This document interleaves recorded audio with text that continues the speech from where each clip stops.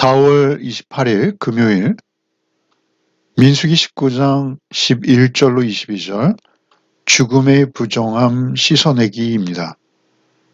어제에 이어서 오늘로 이어지는 말씀에서 부정함과 정결함이 비교되는 것이죠. 부정함은 무엇입니까? 부정함은 시체를 만진 것이요. 그것은 죽음에 접촉한 것입니다. 죽음에 접촉한다라는 것은 무슨 의미죠? 그것은 죽음 자체가 죄의 결과라는 것이죠. 우리가 어제 살펴보았듯이 로마서의 죄의 싹시 사망이죠. 아담이 하나님 앞에 범죄함으로 말미암아 우리에게 그 죄성이 원죄가 흐르고 있죠. 그런 우리가 하나님께 가까이 나가기 위해서는 정결함이 필요한 것이죠. 하나님은 생명이십니다. 우리에게 생명을 주신 분이시죠.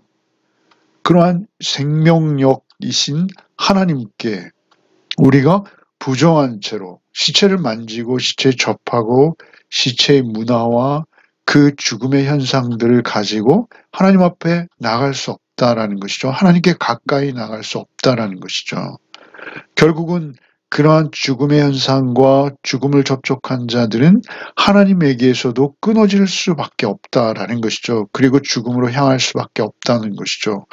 그렇다면 어떻게 그 정결을 회복하고 다시 하나님 앞으로 나갈 뿐만 아니라 하나님의 임재 가운데 이스라엘이 회복되어 살아갈 수 있을 것인가? 그것은 굉장히 중요한 문제인 것이죠.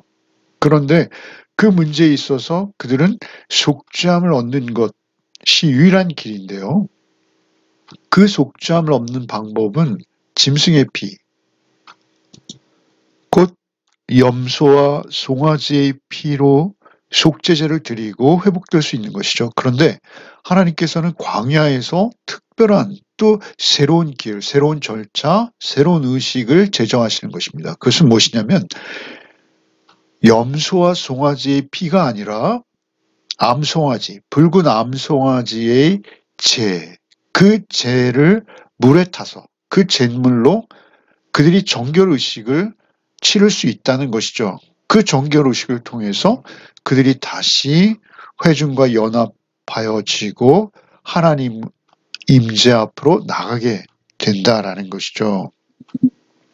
먼저 그 부정함의 가장 중요한 예죠. 11절부터 13절 읽겠습니다.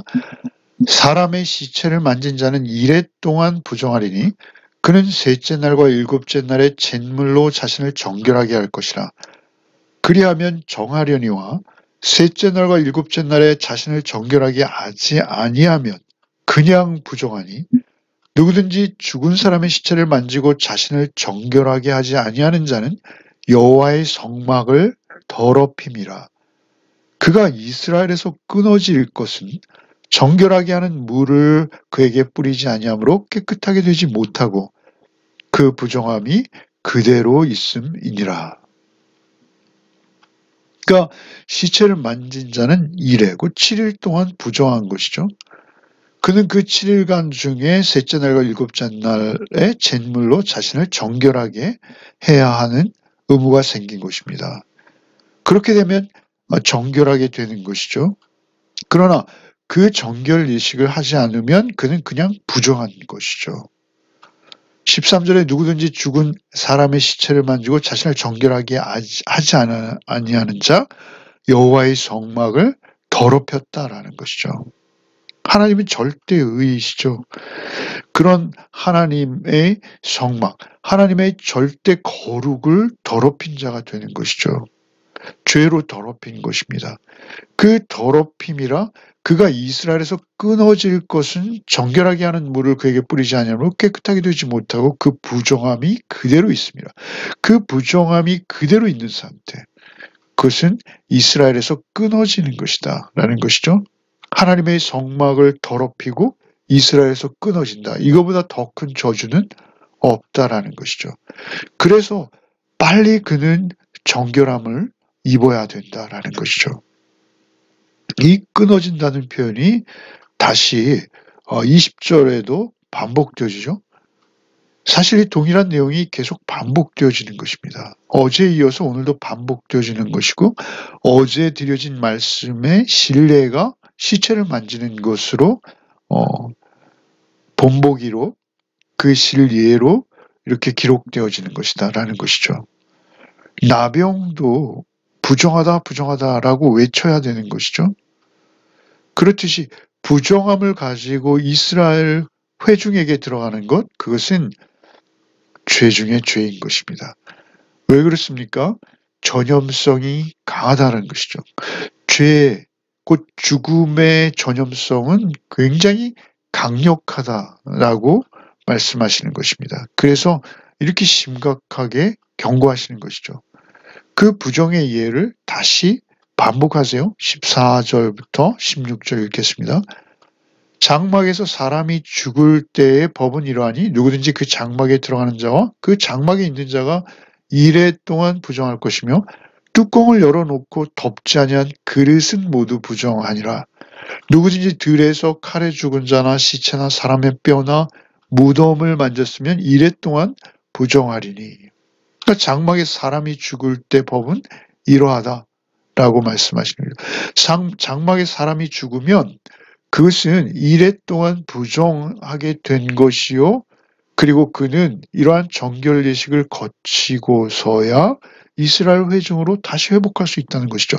사실 그들에게 장막에서 죽는 경우 굉장히 많았죠. 200만이 그 40년 동안 광야에서 다 죽어요. 다 죽는 거예요. 그리고 2세대 여호수아 갈렙과 20세 미만이었던 자들만 가나안에 들어가게 되는 것이죠. 그렇다면 얼마나 많은 사람들이 광야에서 죽어갔을까요? 그렇게 죽어갈 때 그들은 그 죽음의 현상을 늘 경계해야 된다는 것이죠. 누구든지 들에서 죽은 자, 들에서 칼에 죽은 자, 전쟁이죠. 아니면 원한관계, 어떤 폭력에 의해서 죽임당한 자죠. 들에서 칼에 죽은 자, 시체나 사람의 뼈, 죽은 지 오래된 사람의 뼈, 심지어는 무덤을 만졌을 경우라도 2일 동안, 7일 동안이나 부정하다라는 것이죠. 칼에서 죽은 자나 시체나 사람의 뼈나 무덤 무엇이죠? 그것은 늘상 우리가 접하는 사회적인 어떤 현상들, 오늘날은 문화라고 할 수도 있겠습니다. 우리 땅에는 얼마나 죽음의 문화들이 팽배해 있는지 몰라요. 그 죽음의 문화들, 그 음란하고 또 죄된 속성으로 아주 찌들어 있는 그러한 문화들에게 우리가 내가 그러한 죽음의 문화들에 노출되어진지도 모르는 채 우리가 시체를 만지는 그러한 일들이 오늘날 우리의 삶 속에도 비일비재할 수 있다는 것이죠. 그래서 우리는 늘 참회의 기도가 우리에게 필요한 것이죠. 어찌되었든 이제는 이러한 정결 예식이 아니라 영문 밖에서 고난당하신 예수님의 뿌린 피, 그 뿌려진 피가 우리를 정결하게 하는 것이죠. 그래서 우리는 사실 스스로 이러한 죄의 현상들을 극복하고 정결함을 이루지 못해요, 우리는 스스로. 그러기 때문에 우리가 그 거룩함을 회복하기 위해서, 정결함을 회복하기 위해서 이러한 정결 예식은 굉장히 중요했다라는 것이죠. 그래서 이스라엘에게 그 짐승의 피, 곧 염소와 송아지의 피로 하지 아니하고 붉은 암소의 잿물로 그것을 한번 만들어 놓고 그것을 정결한 물에 그저 타서 바로 신속하게 그들이 정결 예식을 할 수 있도록 하나님께서 새로운 속죄제를 제정하시는 것입니다. 그러나 이것도 옛 언약인 것이죠. 이제는 우리는 새 언약 가운데 있습니다. 그래서 그 염소, 붉은 소의 잿가루, 잿물로 우리가 정결하게 되는 것이 아니라 예수 그리스도의 뿌린 피로 흘리신 보혈로 우리는 우리의 양심, 우리의 마음까지 정결함을 언제나 늘 새롭게 입을 수 있다는 것이죠. 그래서 그때 당시로서 그 정결 예식은 어떻게 행해지는지를 이제 17절부터 말씀하시는 것이죠. 17절부터 읽겠습니다. 그 부정한 자를 위하여 죄를 깨끗하게 하려고 불사른 재를 가져다가 흐르는 물과 함께 그릇에 담고 정결한 자가 우슬초를 가져다가 그 물을 찍어 장막과 그 모든 기구와 거기 있는 사람들에게 뿌리고 또 뼈나 죽임을 당한 자나 시체나 무덤을 만지는 자에게 뿌리되 그 정결한 자가 셋째 날과 일곱째 날에 그 부정한 자에게 뿌려서 일곱째 날에 그를 정결하게 할 것이며 그는 자기 옷을 빨고 물로 몸을 씻을 것이라 저녁이면 정결하리라. 사람이 부정하고도 자신을 정결하게 하지 아니하면 여호와의 성소를 더럽힘이니 그러므로 회중 가운데에서 끊어질 것이니라. 그는 정결하게 하는 물로 뿌림을 받지 아니하였은즉 부정하니라. 이는 그들의 영구한 율례니라. 정결하게 하는 물을 뿌린 자는 자기의 옷을 빨 것이며 정결하게 하는 물을 만지는 자는 저녁까지 부정할 것이며 부정한 자가 만진 것은 무엇이든지 부정할 것이며 그것을 만지는 자도 저녁까지 부정하리라. 그 부정한 자를 위해서 정결례를 할 때는 그 불사른 재, 우리가 어제 그 재를 어떻게 만드는지 살폈어요. 붉은 암소죠. 멍에 매지 아니하고 새끼 나지 아니한 그 붉은 암소를 그 피까지 다 태우죠.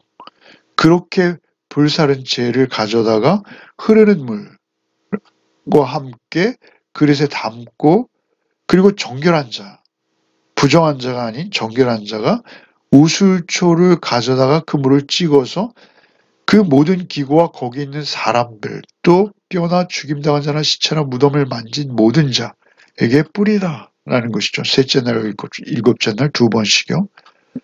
심지어 앞서 우리가 뚜껑을 열어놓고 덮지 아니한 그릇 그것도 부정하다 하세요. 그것이 얼마나 전염성이 강한지요. 마치 신종 바이러스 같은 전파력이 대단한 것이죠. 원래 죄가 그렇습니다. 죄의 성격이 그렇습니다. 우리가 죄에 잠시만 노출되어져도 우리는 그 죄의 유혹이 얼마나 강렬한지 몰라요. 그래서 우리는 그것에 대해서 정결함을 입는 과정이 또 필요한 거예요. 늘 필요한 거예요. 그래서 셋째 날과 일곱째 날에 그 부정한 자에게 뿌려서 일곱째 날에 그를 정결하게 할 것이며 그는 자기 옷을 빨고 물로 몸을 씻을 것이라 저녁이면 정결하라. 사람이 부정하고도 자기를 정결하게 하지 아니하면 여호와의 성소를 더럽힘이니 그러므로 회중 가운데에서 끊어질 것이라. 이것은 반복이죠. 앞서서 13절, 12절, 13절에 말씀하신 것을 또 반복하는 거예요. 중요하다라는 것입니다. 사실 우리의 인생, 우리의 삶은 이 정결 예식의 반복이에요. 우리는 늘 예수 피를 힘입어 그 은혜로 먹고 마시며 구별되어진 거룩의 삶을 살아내게 되어지는 것이죠. 옷을 빨고 물로 몸을 씻게 하지 아니하면 여호와의 성소를 더럽히니 그러므로 회중 가운데서 끊어질 것이니라. 무서운 경고시죠. 그리고 21절에 이는 그들의 영구한 율례, 변하지 않는다는 거예요. 영원하다는 거예요. 이 원칙은 변할 수 없다는 것이죠. 이는 그들의 영구한 율례니라. 정결하게 하는 물을 뿌린 자는 자기의 옷을 빨 것이요 정결하게 하는 물을 만지는 자도 저녁까지 부정해. 얼마나 전파력이 강한지요. 그 정결한 자가 가서 그 부정한 자에게 그 잿물을 뿌렸는데 그 뿌린 자가 부정하다라고 하시는 거예요. 그러니까 우리가 부정한 자들, 죽음으로 위험에 처한 자들, 죽음의 현상에서 그들에게 생명의 복음을 전할 때 또는 우리 같은 성도라도 그것을 다시 복음의 말씀으로 그들을 회복시킬 때 우리가 노출된다는 것이죠. 그 죄로부터 우리가 다시 위험에 놓인다라는 것이죠. 그 전한 자도 경계해야 된다는 거예요. 전하고 나서 자기를 돌아보고 그리고 다시 예수 피를 힘입어 또 정결함을 새롭게 입는, 그러니까 우리가 예수 그리스도 안에서 늘 새로워질 수밖에 없는 거예요.